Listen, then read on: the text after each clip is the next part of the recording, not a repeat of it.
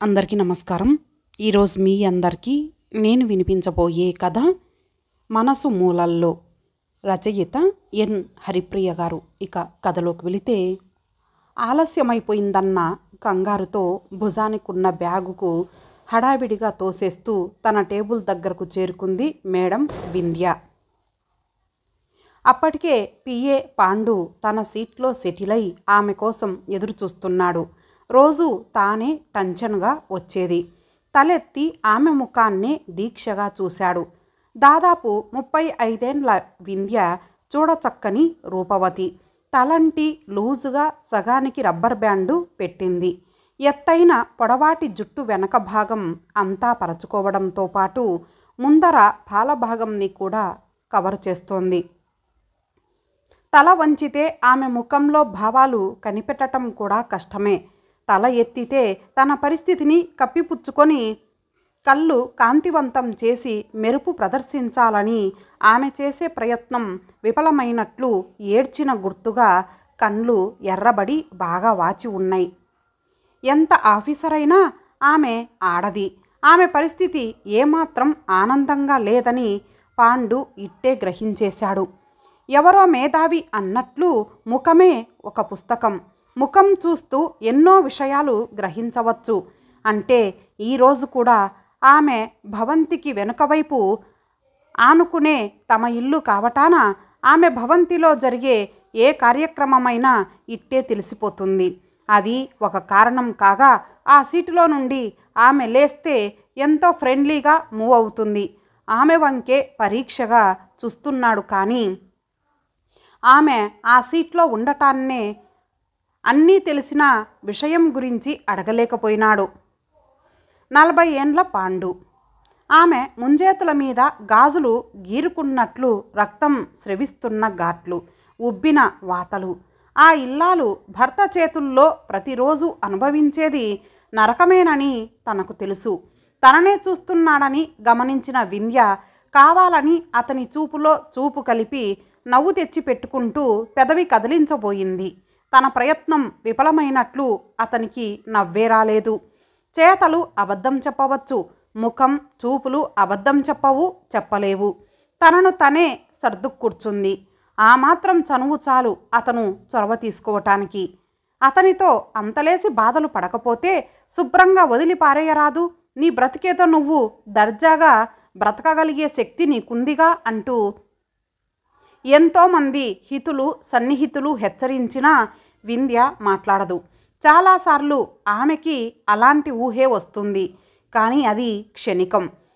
ఎన్ని వందల సార్లో తన భర్త మహేష్తో విడిపోయి బ్రతకడాన్ని ఊహించుకుందామని ప్రయత్నించింది. ఎన్నిసార్లో తనకు తాను హిప్నటైజ్ చేసుకున్నా జరగలేదు ఆ పని.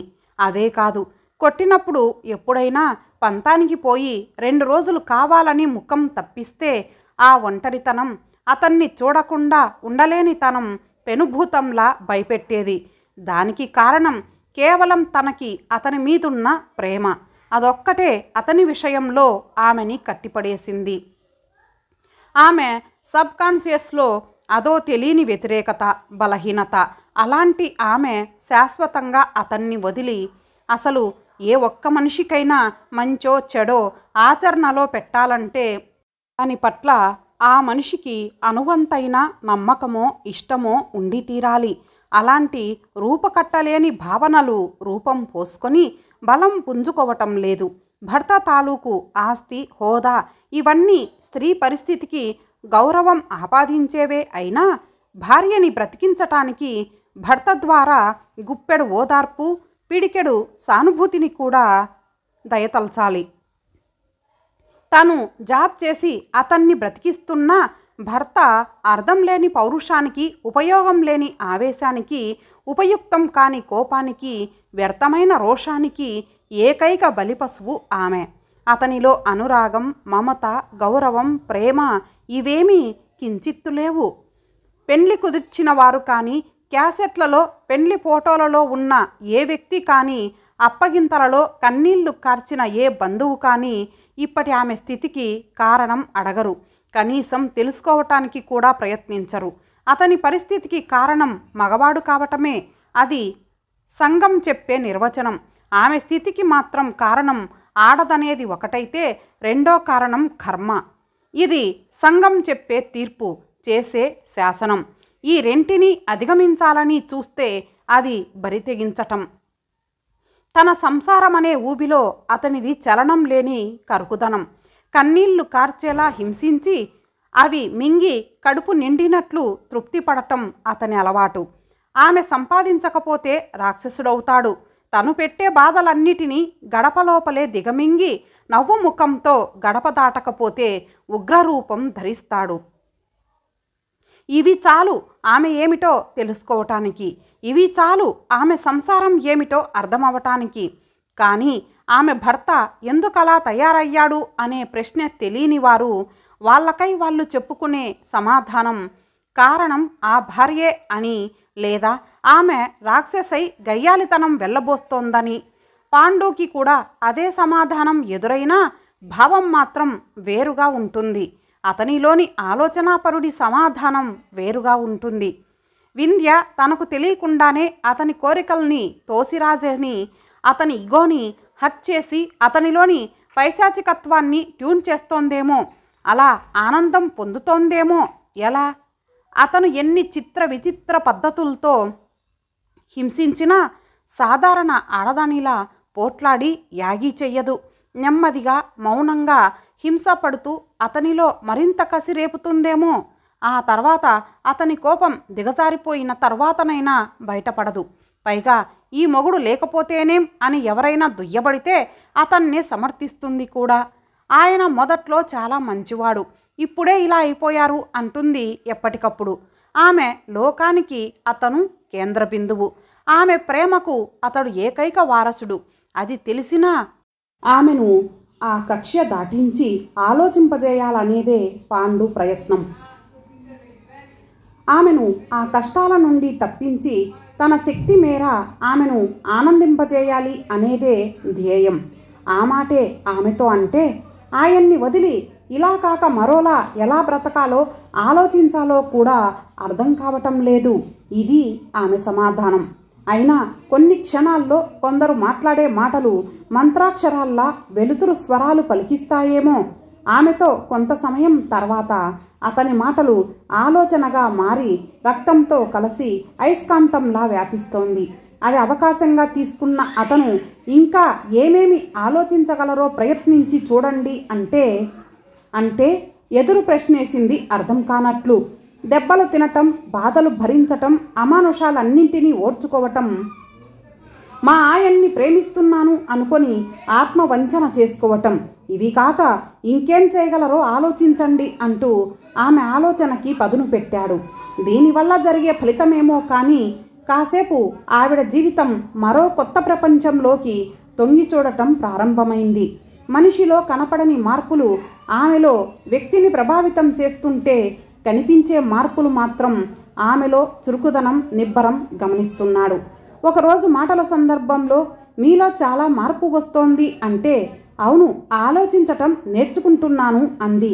ఆ మాట అతనికి లోపల అంతరంగాన్ని కదిపి కుదిపి ఆనంద తరంగాల్లో ముంచెత్తుతోంది.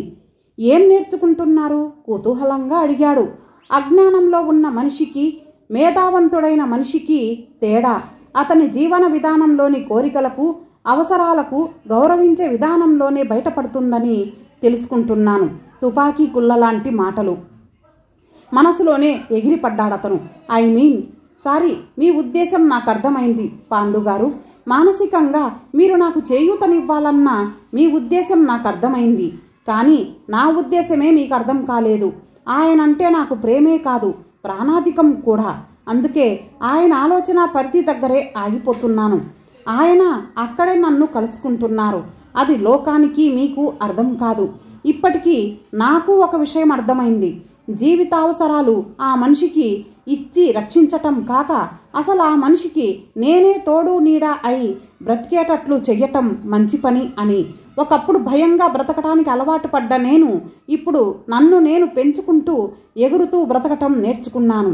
నన్ను నేను రక్షించుకోవటానికి చీకటి ఆలోచనలకి వెన్నెల మెట్లు కడుతున్నాను. నా చిన్ని ప్రపంచాన్ని రక్షించుకోవటం నేర్చుకుంటున్నాను. ఇప్పుడు నా ఇల్లు నా కాపురం ప్రశాంతంగా ఉన్నాయి. ఇది లోకంతో పాటు మీరు గ్రహించగలిగితే నా జన్మ ధన్యమైనట్లే. భార్యాభర్తల ఐకమత్యం మూసిన గుప్పిట లాంటిదని, అది లేకపోతే అంతా శూన్యమని ఆయనకు తెలిసి వచ్చేలా నేర్చుకున్నాను. ఇదంతా నాకు ఆయన మీదున్న ప్రేమ కాదంటారా? అంతేకాదు, ఆయన అలా ఎందుకు ప్రవర్తిస్తున్నారో తెలుసుకోవటానికి, తెలుసుకొని ప్రేమను చంపుకోవటానికి నేనెప్పుడూ ప్రయత్నించలేదు. వింధ్య, సత్యభామ, సావిత్రి, అనసూయలు భక్తతత్వంతో భర్తల్ని గెలుచుకున్నారు. కానీ నువ్వు? ఆయన నన్ను హింసలు పెట్టినన్నాళ్ళు బహిరంగంగా లోకం నన్ను నిరసించింది, హేళన చేసింది. ఆయన పురుషాధిక్యాన్ని మరింతగా రెచ్చగొట్టింది. ఆ పురుషాధిక్యపు అహంభావాన్ని రెట్టింపు చేసింది. కానీ ఇప్పుడు మా ఐకమత్యాన్ని చూసి భుజాలు తడుముకుంటూ మొహం చాటు చేస్తోంది. మమ్మల్ని విమర్శించటానికి జంకుతోంది. ఇదంతా ఎవరి శ్రమ అంటారు? నేను ఆ రోజుల్లో సహనంతో ఓర్పుతో ఓర్చుకొని ఉండబట్టే నన్ను చూసి ఈనాడు లోకం జంకుతోంది. అలా కాక నేను నా కక్ష్య దాటి మీ ఆలోచన పరిధిలోకి ప్రవేశించినట్లయితే లోకంతో పాటు మీ దృష్టిలో కూడా భర్తను వదిలేసిన దానిలా ముద్రపడి సమాజంలో చులకనయ్యేదాన్ని కాదంటారా? జవాబివ్వలేని ప్రశ్నల పరంపర. కానీ అది చాలు. తను కోరుకున్నది ఆమె సుఖ సంతోషాల్ని, ఆమెను ఎలాగైనా సుఖపెట్టాలని, ఎలాగైనా సుఖపడేలా చేయాలని తన తపన.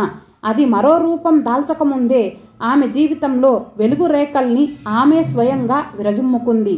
అదేగా తను కోరుకుంది. అది మాత్రం ఆమె మీద తనకున్న ప్రేమ కాదు. ఇంతటితో ఈ కథ సమాప్తం. మరొక మంచి కథతో కలుద్దాం. అంతవరకు సెలవు. నమస్తే.